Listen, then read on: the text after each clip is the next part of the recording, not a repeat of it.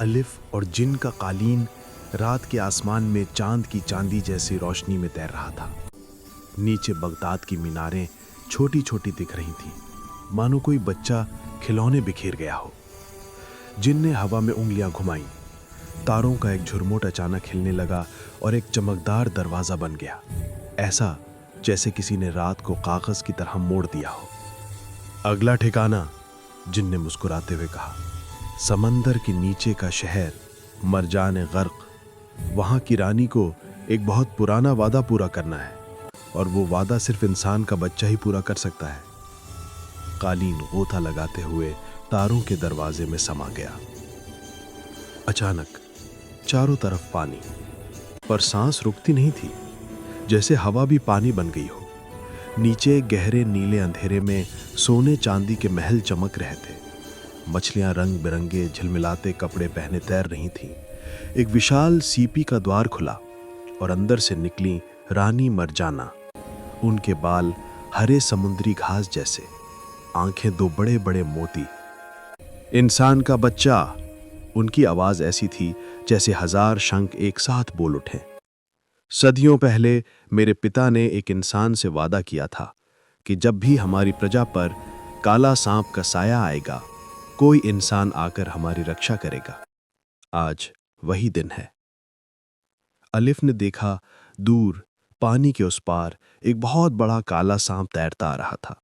उसका मुख खुला तो अंदर लाल लाल आग की लपटें दिखीं। हर बार जब वो फुफकारता, पूरा समंदर कांप जाता। मछलियां डर के मारे महलों में छिप गई थीं। जिन ने अलिफ के कान में फुसफुसाया, इस सांप को न मार सकते हैं, न बांध सकते हैं। इसे सिर्फ उसकी अपनी परछाई से डराया जा सकता है। अलिफ सोच में पड़ गया। फिर उसने रानी से कहा, मुझे आपका सबसे बड़ा मोती चाहिए। रानी ने बिना कुछ कहे अपना ताज उतारा और उसमें जड़ा सबसे चमकदार मोती अलिफ को दे दिया। अलिफ ने जिन से एक जलता हुआ दिया मांगा। जिन ने हंसते हुए उंगली चुटकी बजाई। हवा में एक छोटा सा तेल का दिया जल उठा। अलिफ ने मोती को दिए के आगे रखा। चांदनी, दिए की लौ और मोती का प्रतिबिंब मिलकर एक बहुत बड़ी चमकदार परछाई बन गई। पानी की दीवार पर ठीक वही काले सांप जैसी आकृति, पर उससे 10 गुना बड़ी। जब काले सांप ने अपनी ही परछाई को इतना विशाल देखा तो डर के मारे चीखा और इतनी तेजी से पीछे भागा कि समंदर में एक बड़ा सा चक्रवात बन गया। वो फिर कभी लौटा नहीं। रानी मरजाना ने अलिफ के गले में अपना सबसे कीमती हार डाला। हर मोती में एक अलग समंदर कैद था। तुम जहां भी जाओगे, ये मोती तुम्हें मेरी आवाज सुनाएंगे। जिन ने कालीन को फिर हवा में उड़ाया। तारों का दरवाजा फिर खुला। अब कहां? अलिफ ने उत्सुकता से पूछा। जिन की आंखों में शरारत चमकी। अब बारी है उस जंगल की जहां पेड़ खुद चलते हैं और जहां एक पत्ता भी कोई राज छिपाए रहता है। कालीन हवा में उड़ चला।